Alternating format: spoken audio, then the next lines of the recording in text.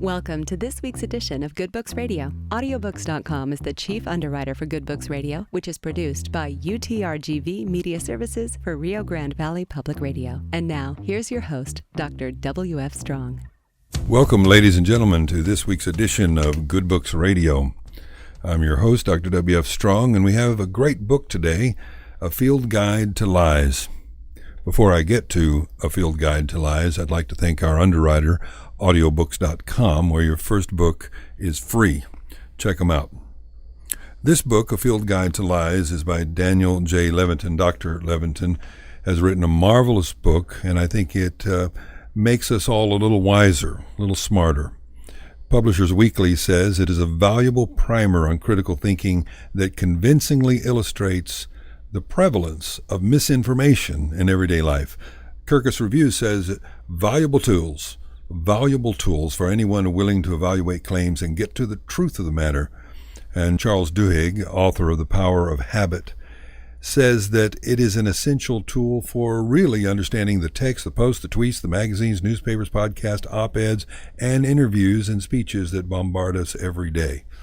From the way averages befuddle to the logical fallacies that sneak by us, every page in this book is enlightening.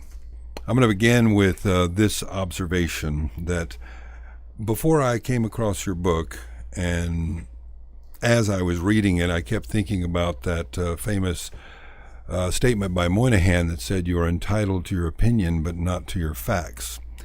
Yes. And it occurred to me that in this day and age, we can't even guarantee facts anymore. It seems like as soon as you tell someone this is a fact, they say, well, that's a suspicious source. I don't trust them. That comes from Fox News. You can't trust that. And so even the facts are hard to, pin down as indisputable. So what do you say about that? I think it's difficult. It's becoming increasingly difficult to pin down the facts because there are so many false facts, or there's so much misinformation floating around. And on the internet, it's indistinguishable from the true information. And science and politics have gotten more nuanced and complicated, so it takes a little bit more training to sort through things. But I still think it's possible. And I think one of the things that complicated matters is that it used to be we just had journalists, and they worked for newspapers and radio stations and TV programs. And at some point, maybe around 10 or 15 years ago, someone figured out that there was a profit to be made in the entertainment value of spinning the news in a certain way towards a particular constituency. And so the blurring of the line between real journalism and entertainment or infotainment is contributing to the problem, I think. Oh, I think you're absolutely right. I find it interesting that, let me just give you this example, that a few months ago I came across a forward that a friend of mine had sent me that had this long essay by Abraham Lincoln, or allegedly by Abraham Lincoln. And I didn't think it was by Lincoln, and I did some research, and I found out from Snopes that it was not from Abraham Lincoln, but from a man who was a minister who lived some years after him. And it was, a kind of article that supported his political philosophy, my friend. And I sent him that information. I said, this is not actually from Lincoln, and as a guy that I know is interested in the truth, I know you will want to correct that on your feed. And he said, well, really it doesn't matter because it's something that Lincoln would have said. So that's the sort of thing we run into on the net all the time, right? Well, so, I'm so glad you brought this up. I'm of two minds about this. And I wonder how you feel about it. On the one hand, I believe in scholarship. I'm a university instructor. I think that citing your sources is important. Yes. If it was an opinion of somebody, and it's the opinion of someone we respect, like Lincoln, especially, I don't know that we would respect his opinions about things that he didn't know anything about. Right. attack. In those days, he might not have known much about medical care compared to what we know now, or about genetics. But if he's talking about social justice or the way the country should run, or things on which he was expert, if I want to know if it's his opinion or someone else's. If we're talking about a fact, then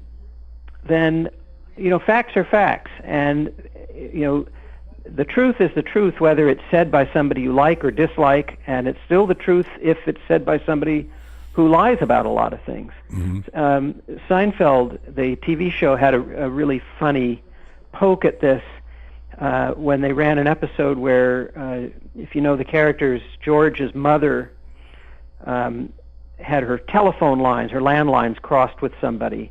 I think the woman's name was Susan Chang, or I guess it wasn't Susan, I don't remember, but George's mother thought she was talking to a Chinese woman who was giving her good advice.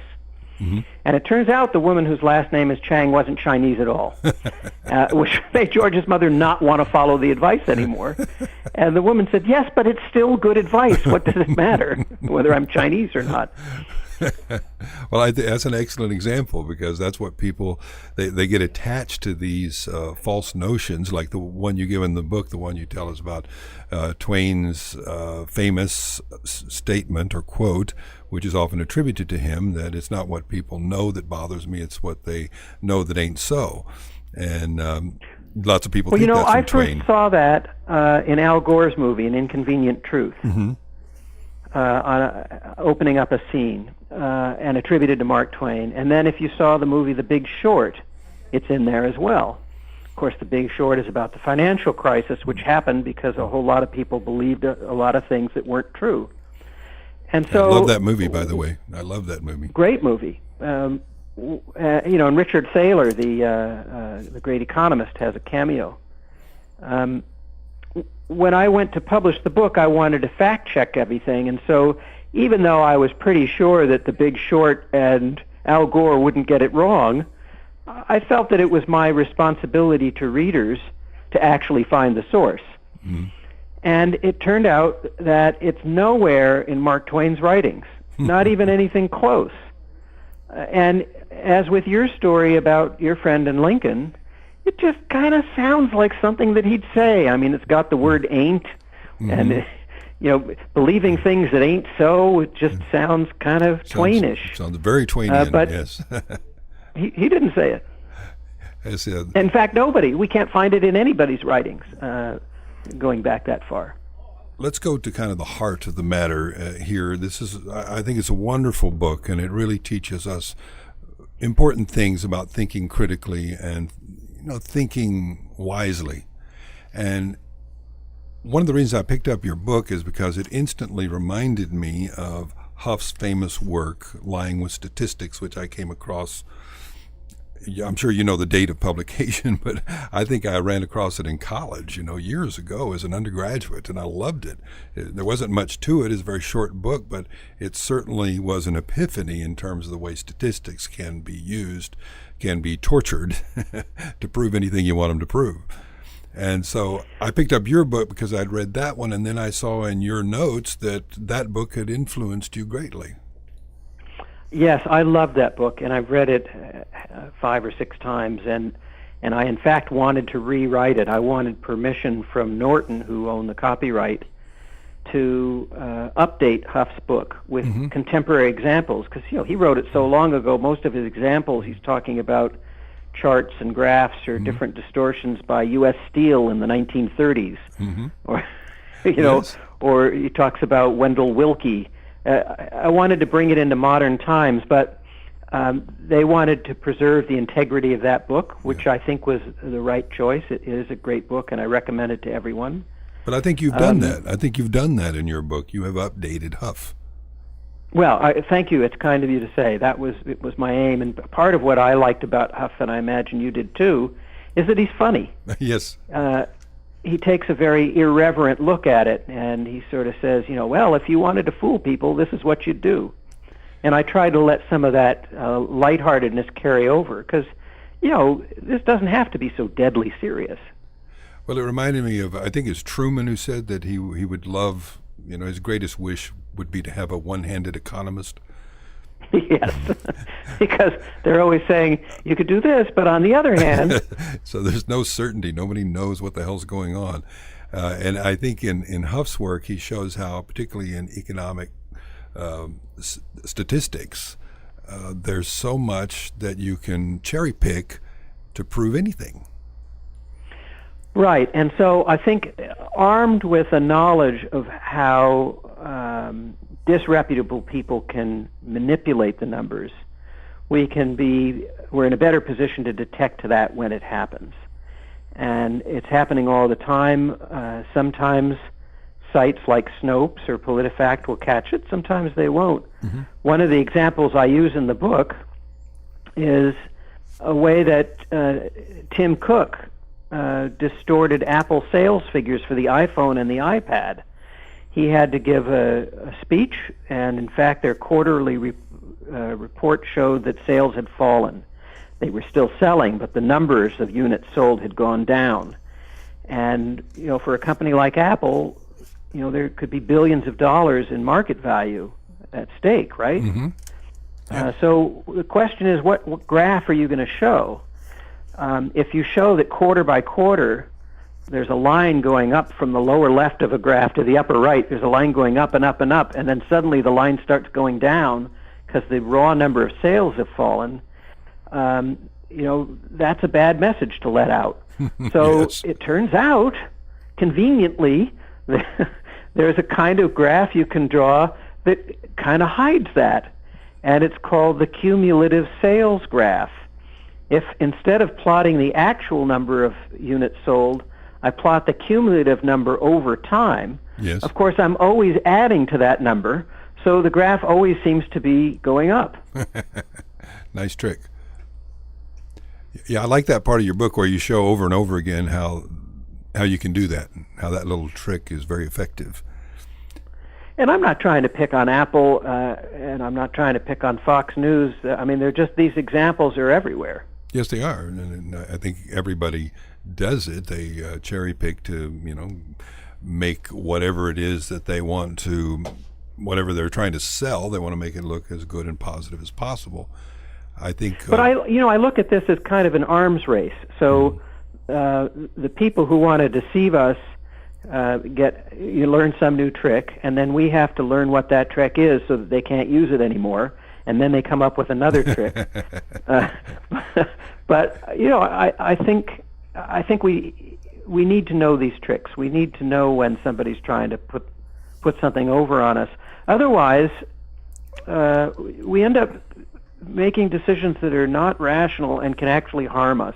Yes. And a very tragic example of this is Steve Jobs, who, for all his wonderful qualities, maybe part of the basis of those wonderful qualities is he was effectively a child of the 60s, had a lot of the Northern California hippie in him, and when he came down with cancer, he was convinced that so-called alternative medicine and changing his diet and meditating in the right way would cure the cancer. Mm-hmm. And he avoided what very respected doctors were saying he should do. And by the time he realized that the alternative stuff wasn't working, it was too late, and he died shortly thereafter. I had heard, and again, this might be one of those, internet urban legends, but I'd heard that he had said to Bill Gates shortly before he died that if something like this happens to him, don't wait. Go to the treatment that you know is scientifically based and do it. I think that Walter Isaacson has said in interviews that was his feeling, and it may be Isaacson who reported that. Jobs' biographer. Of course, when I was just at the supermarket before you called, and there was a tabloid headline that Prince Charles had confessed to one of his sons that he killed Diana. Oh, no. Oh. And, so the critical thinking part of me thinks, how would anybody know that? If it was a private moment between father and son, mm-hmm. How would anybody know that?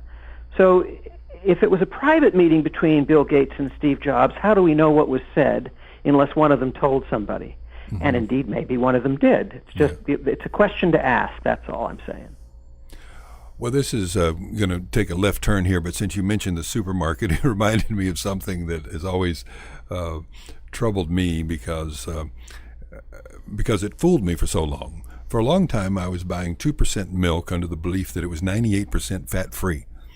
And then I found out that most milk is 5% milk fat, and that 2% is effectively 40% milk fat, right. and 1% is 20%, et cetera. So that's a nice playing with statistics to kind of deceive people, because I think most people are ones who believe, as I did, that 2% is exactly that, 98% better than whole milk.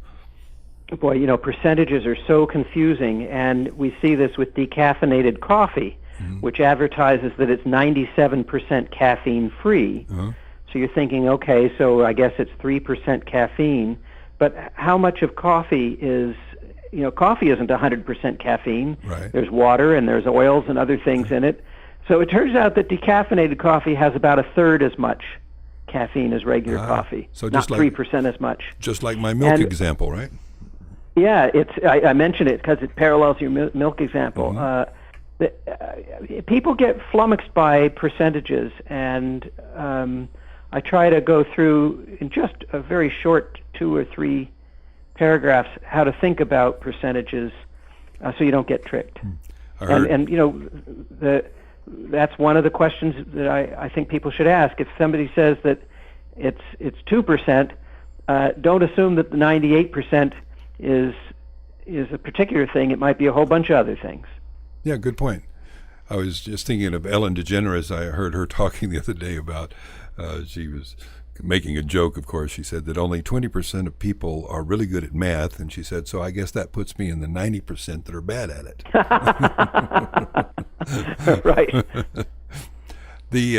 One of the things that has occurred to me over the past decade or so, as I've done online investing and I've done research on companies, and I look at the graphs and the charts of their stock performance over a period of time, and one of the things that blows my mind is sometimes I'll be looking at a chart that's only it covers a week, and it'll look like that stock is really tanking, and then if you spread it out, you enlarge it to 2 years, you see it's merely a blip, it's nothing to worry about. It's been going up for a long time. It's just taking a breather.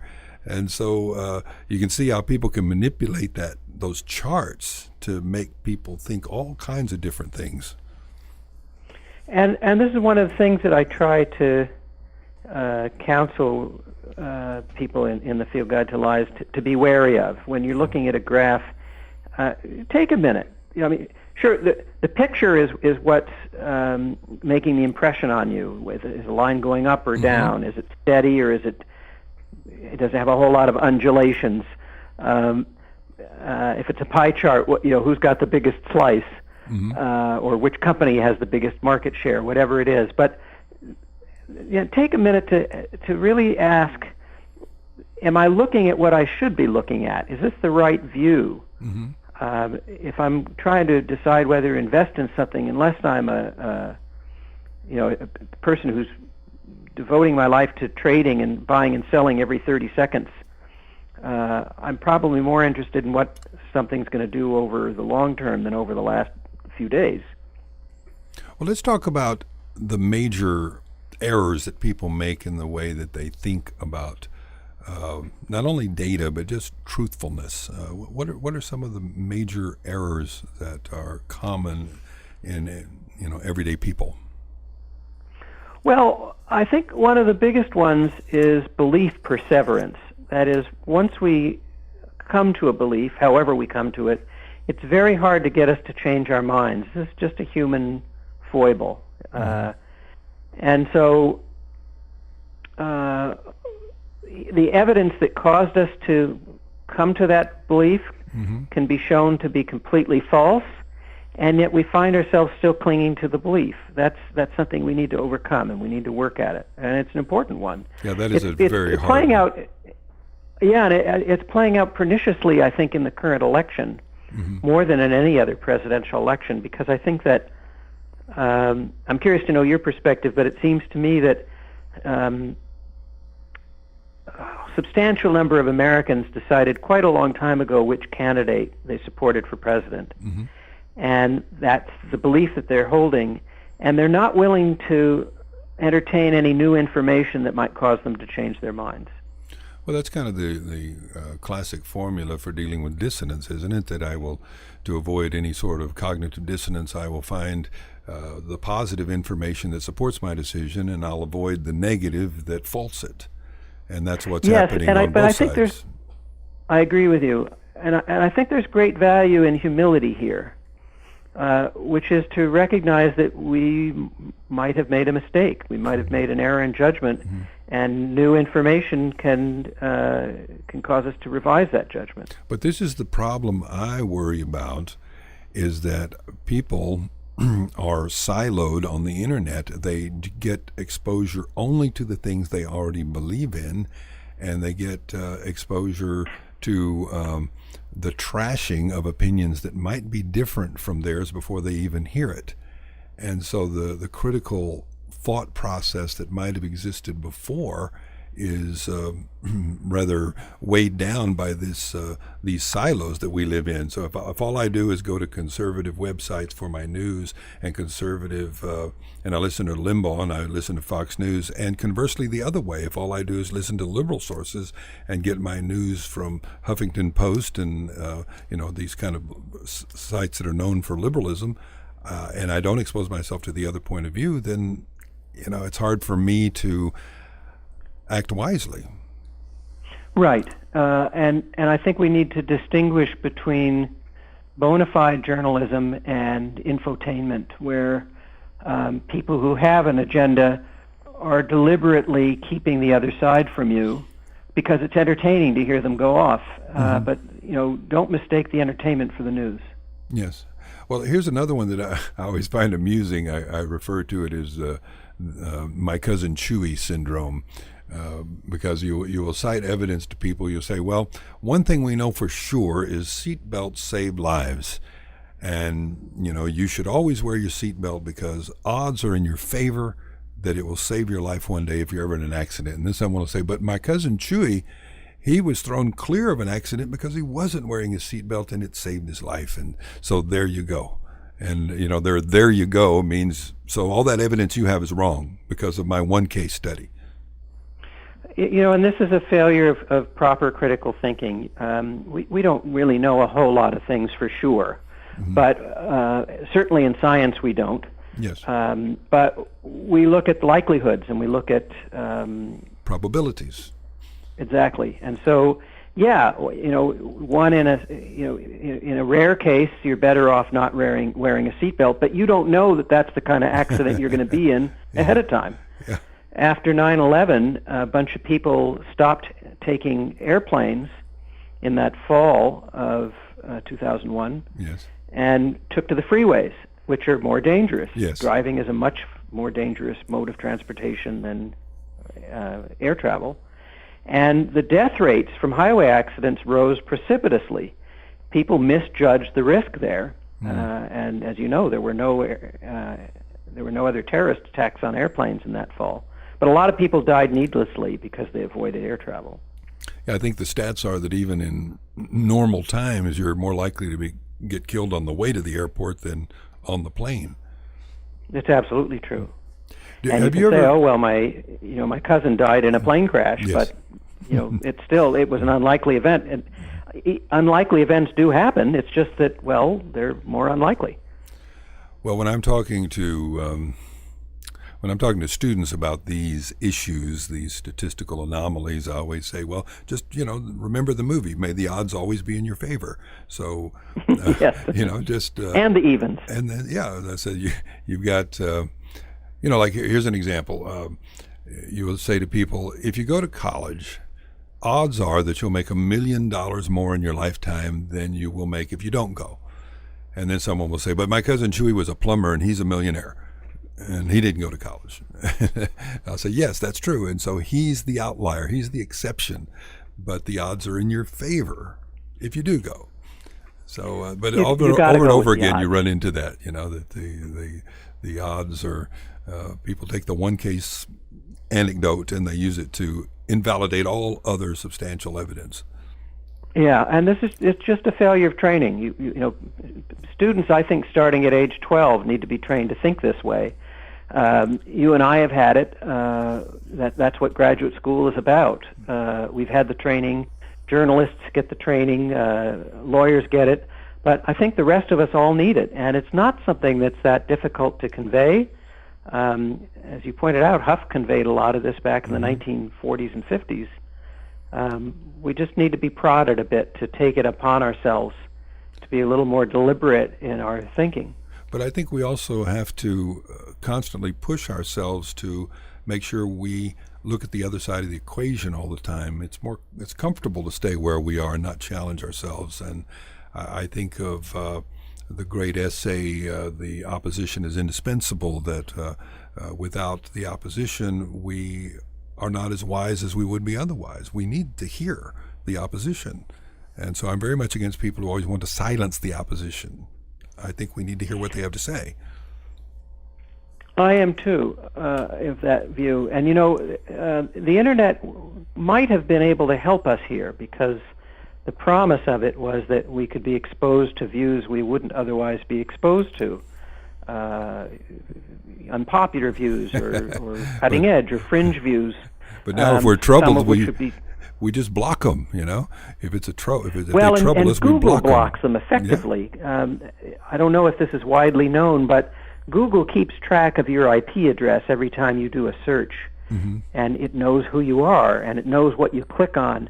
And its aim is to deliver you more increasingly accurate hits to your searches. And what the dark side of that is that if you're searching for something, say, political, it's only going to give you it's only going to return hits at the top of the listing that are consistent with the kinds of things you've looked at before. Yes. So it's shielding you from the opposition views, even if you think you're getting a neutral result from Google. Well, that's kind of scary. It's one of those things that's not intended, but it's producing what I referred to earlier as the silos, where we live within these silos and we don't get out of them unless we make a special effort to do so. Well, listen, thank you so much for joining us today on Good Books Radio. I love the book and highly recommend it. And what's next for you? What are you working on now? You know, I've got some scientific studies in my lab where we're working on, continuing our work on trying to better understand the brain and the architecture of the brain, why the brain is constructed the way it is, and maybe that'll inform some questions about our own decision-making and fact-checking. And I'm tossing around some ideas for another book, but I haven't quite decided what that'll be yet. Well, I know a lot of times when I interview authors, the book I am talking to them about is, at least in their minds, a year or two old, because they're on to new things, and this was basically written, a year or two ago. Is that true for you? Is this? Well, I started writing A Field Guide to Lies in 2001. Oh, okay. And I finished it about 6 months ago. Okay. So it's about as current as a book in this marketplace can be. And it's very much in my thoughts, and I'm enjoying the opportunity to talk with people about it, because I think it's an entertaining book, but I think it's also important, especially in this election cycle, that people just take a little bit of time, as you say, to think things through. I think so. It's a very timely book in that regard. So best of luck on your book tour, by media and otherwise, and hope to talk to you about your next one. Thanks so much for joining us. Thank you. I look forward to it. We've been talking to Dr. Daniel J. Levitin concerning his book, A Field Guide to Lies, Critical Thinking in the Information Age. It's a wonderful read. It'll make you smarter. Pick it up. For Good Books Radio, I'm Dr. W.F. Strong signing off. Here's hoping that all your books are good reads.